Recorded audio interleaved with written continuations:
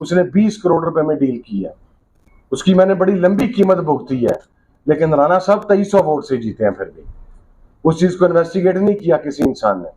तो जहां पर आवाम के गया, जहां पर ये जो एक वो डेमोक्रेसी का सो कॉल्ड किस्म का मलगूबा हमारे ऊपर तारी किया गया, इसे उतार देना चाहिए। आप स्ट्रेट अवे डिक्लेयर कर दें कि इस मुल्क के अंदर मार्शल लॉ है, या इस मुल्क के अंदर इमरजेंसी है, या इस मुल्क के अंदर सिविल राइट्स नहीं है, या इस मुल्क के अंदर डेमोक्रेसी के मुताबिक आप अपनी जिंदगी नहीं गुजार सकते। आपको ये राइट नहीं है कि आप ये बात कह सकें, आपको ये राइट नहीं है कि मुझे ये राइट नहीं है कि मैं आप होता। तो मियां साहब को सबसे पहले एस्टैब्लिशमेंट को नहीं रोना चाहिए, मेरा ख्याल है मामला अपने घर में सेटल करना चाहिए कि घर के अंदर से जो बगावत हुई है पहले इसे सेटलमेंट करें। एस्टैब्लिशमेंट के खिलाफ बयानियां लेने की उनमें हिम्मत नहीं है। हिम्मत इसलिए नहीं है कि जिस आदमी ने, या हर, मैं मियां साहब को ये पिन पॉइंट करके नहीं कह रहा, हर वो आदमी जिसने करप्शन का माल खाया है, जिसने इस मुल्क के वसाइल को लूटा है, जिसकी फाइल्स बनी हुई हैं, उसकी ये कैपेसिटी ही नहीं है कि वो पाकिस्तान के ताकतवर लोगों की आंख में आंख डालकर बात सके, या सुप्रीमेसी ऑफ लॉ की बात कर सके, या कॉन्स्टिट्यूशन की बात कर सके। इसलिए कि आप जब कोई ऐसी हरकत करने की कोशिश करते हैं ना, तो जनाबे वाला एक ऑफिस में आपको बुलाया जाता है, वहां पे वो ऐसी फाइल आपके सामने रखते हैं, फिर वो कहते हैं जनाब इस पे जरा गौर फरमाएं। तो गौर फरमाने से पहले बंदे अपने करतूतों से तो आगाह होता है, तो बंदा ये कहता है कि नहीं आप गौर ना करवाएं, मुझे बताएं मैंने क्या कहना है आपके लिए, या मैंने क्या करना आपके लिए। ये सर फिरे बहुत कम होते हैं जिनकी फाइल नहीं होती, जिनकी फाइलें नहीं होती, क्योंकि वो फिर ब्लैकमेल नहीं होते ना, वो पकड़े नहीं जाते।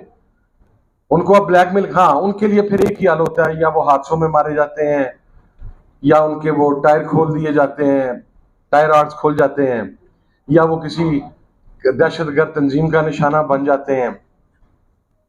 बन जाए, कोई इशू नहीं। मैं लास्ट बात कह के ये इजाजत चाहूंगा, ये तहरीक जारी रहेगी।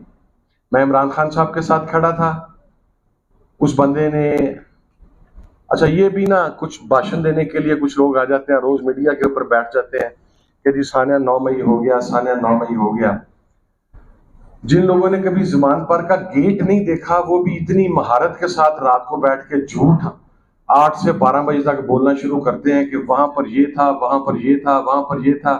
एक अभी वो साहिब किरदार एक नौजवान तो नहीं, जवान बरामद हुआ कराची से, जो पता नहीं खुदा जाने उसे सेनेटर कौन मुंतखब कर गया, और वो ऐसी अजीब बहकी बातें करता है कि उसकी अब करतूत मैं बयान करना नहीं चाहता, क्योंकि यहाँ पर हमारी बहनें भी बैठी हैं, खवातीन बैठी हैं। वो आके ऐसे भाषण देना शुरू करता है जैसे मुकाम वलायत तक पहुंचने वाला है। वो उसका बैकग्राउंड जरा आप खोल के देखें, उसे इतने बड़े बड़े भाषण देने की जरूरत नहीं है, वो जरा बैकग्राउंड खोल के देखें।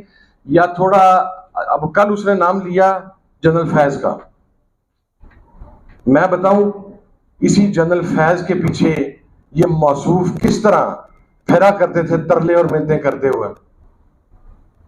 और मैं अगली बात भी बता दूं, ये जितना मर्जी कर लें, इनकी औकात ही नहीं है कि ये जनरल फैज या किसी जर्नल को हाथ डाल सकें।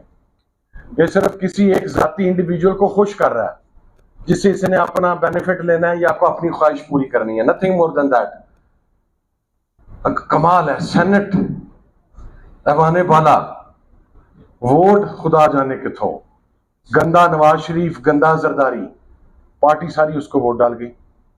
ना वो ऑन कर रहे हैं, ना वो ऑन कर रहे हैं, वो बैठा पांडे लिख रहा है दोनों की।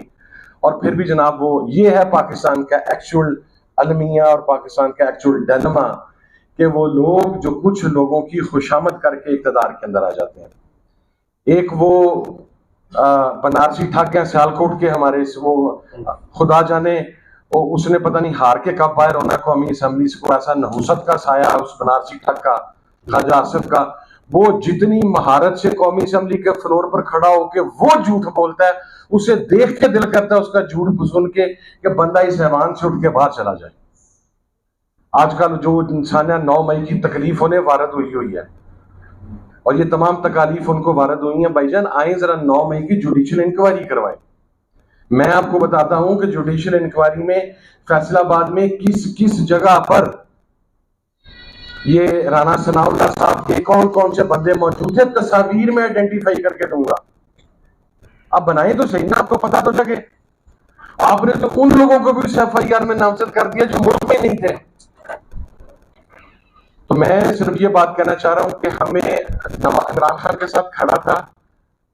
अब मेरी मजबूरी ये बन गई, मेरा ताल्लुक जिस खानदान से है, मैं जिस ब्रीड से बिलोंग करता हूं, मैं शायद खामोश हो जाता, खाली मैंने रहता, अपने मामलात को सेटल करने की कोशिश करता। आपने 2-2.5 साल से बड़ी पी काट ली है। लेकिन जब एक इंसान आपके ऊपर एतबार करता है ना, खानदानी आदमी उस एतबार को कभी ठेस नहीं पहुंचाता।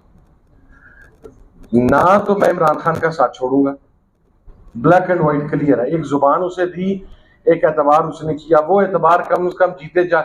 और वो उस तरह नहीं जिस तरह हमारे कराची के मौसूफ ने फरमाया था, सर उतर जाएगा तो कुछ नहीं होगा। मैं सर सुर उतरवाने वाला नहीं हूं, मैं बिल्कुल ये भी क्लियर कर दूं। मेरा सर उतारने के लिए बड़ी तगदौद करनी पड़ेगी, और मैं अपने साथ साथ 10-15 के सर लेके भी जाऊंगा, ये भी बात मैं बिल्कुल क्लैरिफाई कर दूंगा। वो वैसे सर नहीं जाता, वो जैसे मसूफ, और अगर 2 घंटे बाद उनकी प्रेस कॉन्फ्रेंस आ गई थी। लेकिन ये तहरीक जारी रहेगी इंशाल्लाह। और देखें सबसे बड़ा इसका हासिल हमें क्या है। मैजिक जी साहब, आपकी इजाजत से एक बात करता हूँ, ये हमारे पंजाब के अंदर एक चीज प्रोपोगेट थी कि बलोच सारे के सारे एंटी पाकिस्तान है और पाकिस्तान से अलहदगी की बात कर रहे हैं। अभी पशीन में और चमन के अंदर आईने पाकिस्तान जिंदाबाद, पाकिस्तान जिंदाबाद का नारा लगाया गया, और उसका क्रेडिट अजय साहब को भी जाता है, मैंगल साहब को भी जाता है, और तमाम उन लोगों को जाता है जो वहां पर बैठे हैं। और मैं समझता हूं कि पंजाबी लोगों के, पंजाबी क़यादत के वहां बैठे होने के बावजूद, अपनी रिजर्वेशंस और अपने रिग्रेट होने के बावजूद, बलोचों का पाकिस्तान जिंदाबाद और आईने पाकिस्तान जिंदाबाद लगा के सही मानों में आइन की अमलदारी होने की बात करना, इस चीज का सबूत है कि वो सबसे बड़े मुहिब वतन पाकिस्तानी है।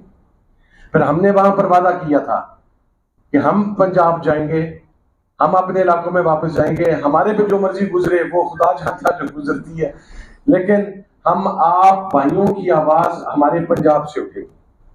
अभी चंद लास्ट वीक महमूद अजहर साहब, तरीन साहब और तमाम तहरीक अन्य पाकिस्तान का तहफ़्फ़ुज़ अन्य पाकिस्तान के डेलीगेशन फैसलाबाद गया। वहां पर डिस्ट्रिक्ट बार से भी खिताब हुआ, वहां पर फार्मर्स के डेलीगेशन से भी मुलाकात हुई, वहां पर कारोबारी बरादरी का एक बहुत बड़ा डेलीगेशन था, उसके साथ भी मुलाकात हुई। अगरचा जिससे हुई वो बाद में गिरफ्तार हो गया या उस दौरान ही गिरफ्तार भी हो गया, लेकिन हमने उसे जिस हद तक हो सकता था इंशाअल्लाह उसे मैनेज किया। और वहां पर खड़ा होकर बलूचिस्तान की महरूमी की, सिंध की महरूमी की और दीगर इलाकों की महरूमी की बात की गई। इसका मकसद यह है कि हम लोग पाकिस्तान के साथ सिंसियर हैं, पाकिस्तान के नजरिए के साथ सिंसियर हैं।